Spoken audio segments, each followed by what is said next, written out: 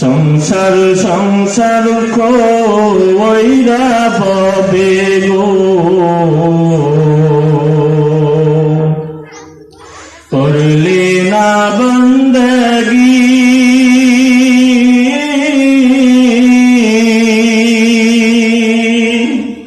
কিভাবে কাটাবি মনোরে অন্ধকার জিন্দেগি রে। ওরে জীবন গুনাই গুনাই গেল রে, ওরে জীবন গুনাই গুনাই গেল রে। নিঃশ্বাসের বিশ্বাস কইরা গো,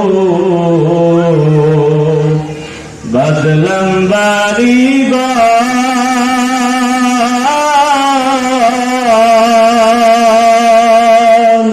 কোন দিন জানি আইসাগো, সবই করে পারো রে। ওরে জীবন গুনাই গুনাই গেল রে, ওরে জীবন গুনাই গুনাই গেল রে। ছেলে মেয়ের মায় পইরা গো, রাখলি না মাওলা রে।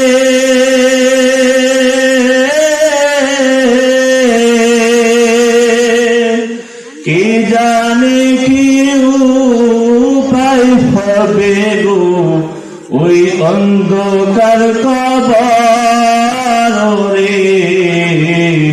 ওরে জীবন গুনাই গুনাই গেল রে, ওরে জীবন গুনাই গুনাই গেল রে। বাড়ির পাশে পুকুর পারে গো, হইবে বাসের ঘর।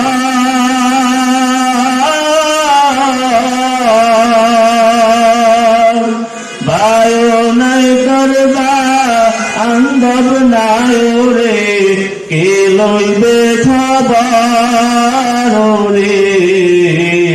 ওরে জীবন গুনাই গুনাই গেল রে, ওরে জীবন গুনাই গুনাই গেল রে। সংসার সংসার কইরা ববে গো, করলে না বন্দগি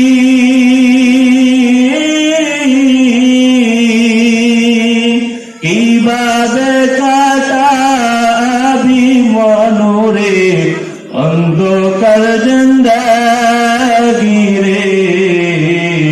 ওরে জীবন গুনাই গুনাই গেল রে, ওরে জীবন গুনাই গুনাই গেল রে। তো যে কথাটা বলতেছিলাম যে আমাদের যে দুনিয়াতে আসার পরে তিনটা সঙ্গী, দুইটা সঙ্গী মৃত্যুর পরে আর আমাদের সাথে থাকবে না, আর একটা সঙ্গী থাকবে, ওইটা নেক আমল। এর জন্য আমাদের বেশি বেশি করে নেক আমল উপার্জন করতে হবে। আর যদি গুনাহগার হইয়া অন্ধকার কবরে যায়, তাহলে আল্লাহ নবী বলে ওই কবর আমার আপনার জন্য একটি আযাবের ঘর হবে। জাহান্নামের আগুন দাও দাও করে কবরের ভিতরে জ্বলতে থাকবে। যদি গুনাহ নিয়ে অন্ধকার কবরে যায়, আল্লাহ নবী বিশ্ব নবী রাহমাতুল লিল আলামিন বলে দুপাশের মাটি এমন জোরে চাপ মারবে, এক পাজরের হাড় অন্য পাজরে ঢুকে যাবে। এরকম হবে যে কবর এত সংকীর্ণ হয়ে যাবে, এত গভীর ভাবে কঠিন ভাবে চাপ মারবে যে এক পাজরের হাড় অন্য পাজরে ঢুকে যাবে। তারপরে